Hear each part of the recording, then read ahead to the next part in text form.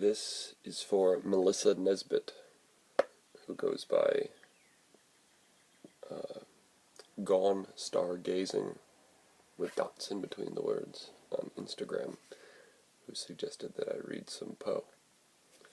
I'm going to read The Masque of the Red Death, a story that I read in high school. The Red Death had long devastated the country. No pestilence had ever been so fatal or so hideous. Blood was its avatar and its seal, the redness and the horror of blood. There were sharp pains and sudden dizziness, and then profuse bleeding at the pores with dissolution. The scarlet stains upon the body, and especially upon the face of the victim, were the pest ban which shut him out from the aid and from the sympathy of his fellow men, and the whole seizure, progress, and termination of the disease were the incidents of half an hour. But the Prince Prospero was happy and dauntless and sagacious. When his dominions were half depopulated, he summoned to his presence 1,000 hale and light-hearted friends from among the knights and dames of his court, and with these retired to the deep seclusion of one of his castellated abbeys. This was an extensive and magnificent structure, the creation of the prince's own eccentric yet august taste. A strong and lofty wall girdled it in. This wall had gates of iron. The courtiers, having entered, brought furnaces and massy hammers and welded the bolts. They resolved to leave means neither of ingress nor egress to the sudden impulses of despair or of frenzy from within. The abbey was amply provisioned. With such precautions the courtiers might bid defiance to contagion. The external world could take care of itself. In the meantime, it was folly to grieve or to think. The prince had provided all the appliances of pleasure. There were buffoons, there were improvisatori, there were ballet dancers, there were musicians, there was beauty, there was wine. All these in security were within. Without was the Red Death.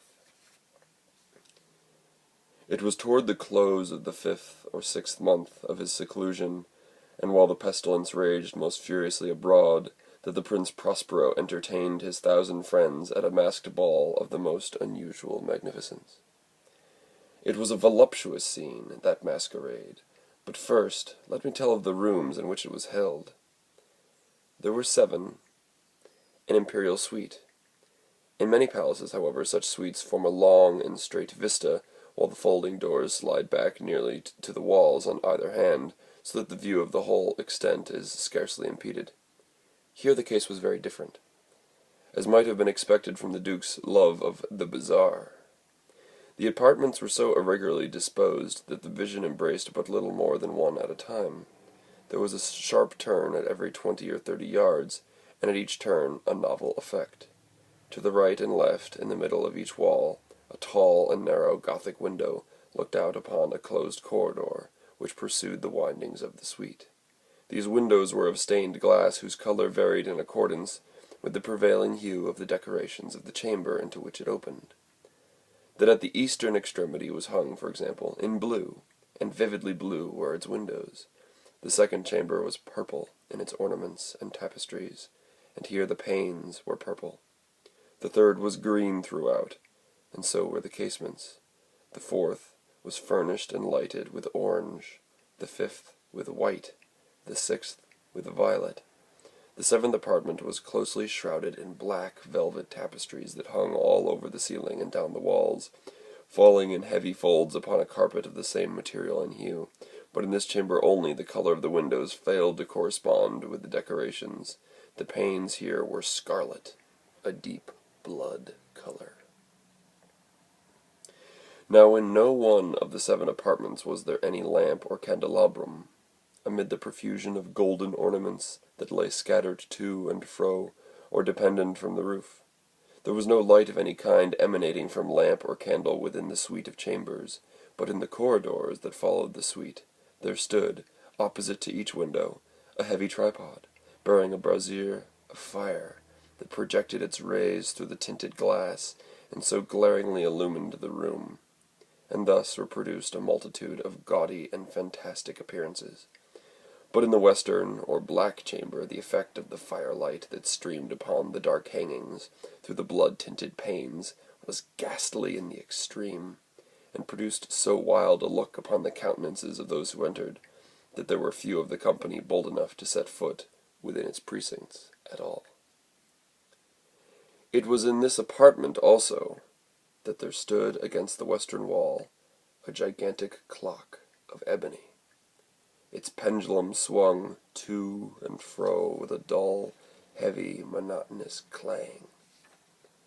And when the minute hand made the circuit of the face, and the hour was to be stricken, there came from the brazen lungs of the clock a sound which was clear and loud and deep and exceedingly musical, but of so peculiar a note and emphasis that at each lapse of an hour the musicians of the orchestra were constrained to pause momentarily in their performance, to hearken to the sound, and thus the waltzers perforce ceased their evolutions, and there was a brief disconcert of the whole gay company. And while the chimes of the clock yet rang, it was observed that the giddiest grew pale, and the more aged and sedate passed their hands over their brows as if in confused reverie or meditation.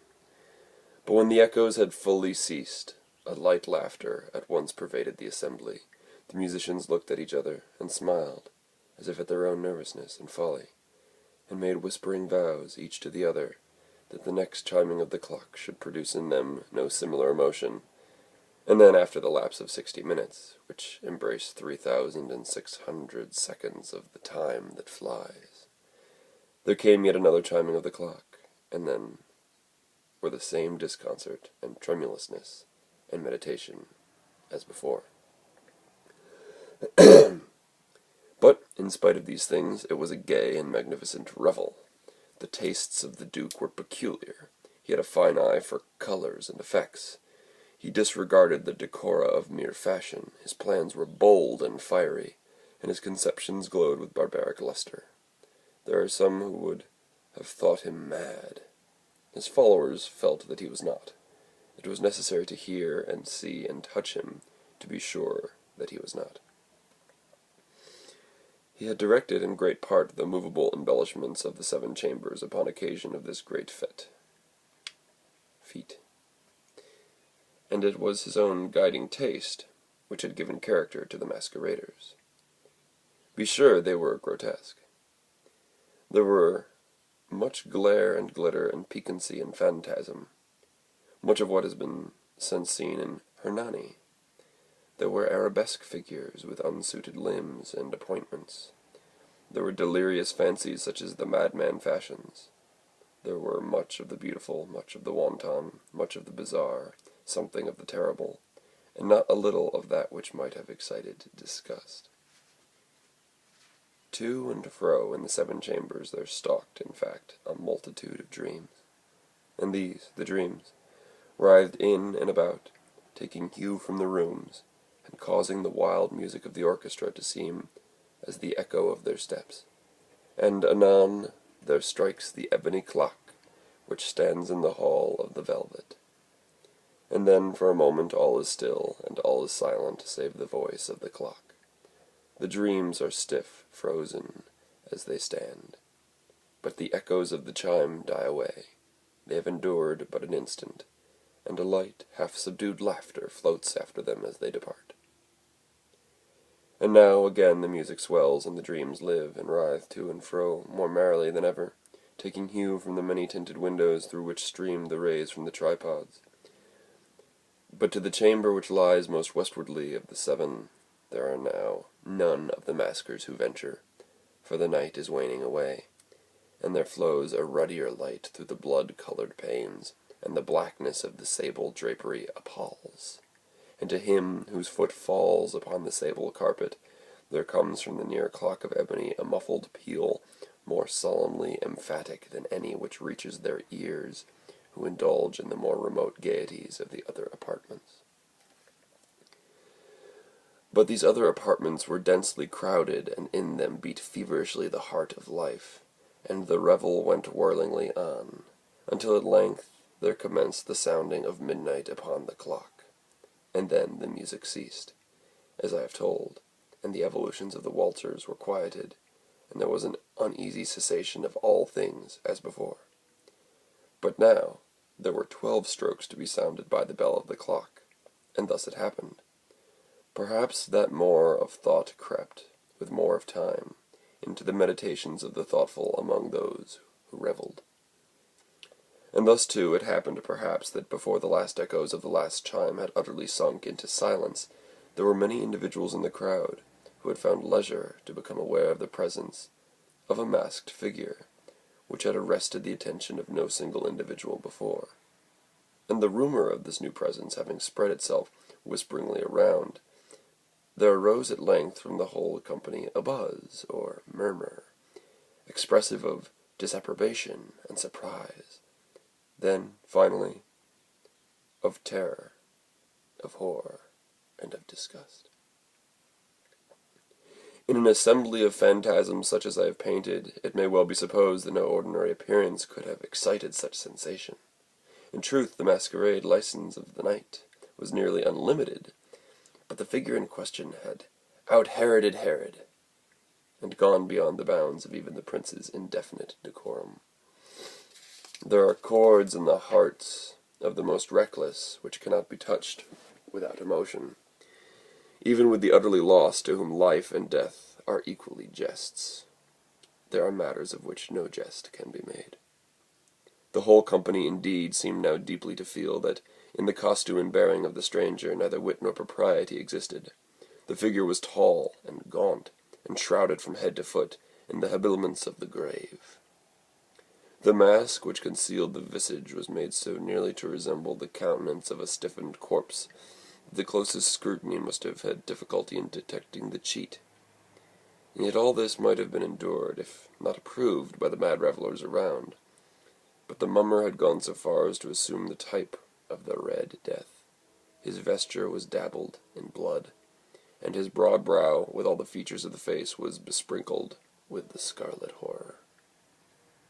When the eyes of the Prince Prospero fell upon this spectral image, which, with a slow and solemn movement, as if more fully to sustain its rôle, stalked to and fro among the waltzers, he was seen to be convulsed in the first moment with a strong shudder either of terror or distaste, but in the next his brow reddened with rage. "Who dares?" he demanded hoarsely of the courtiers who stood near him. "Who dares insult us with this blasphemous mockery?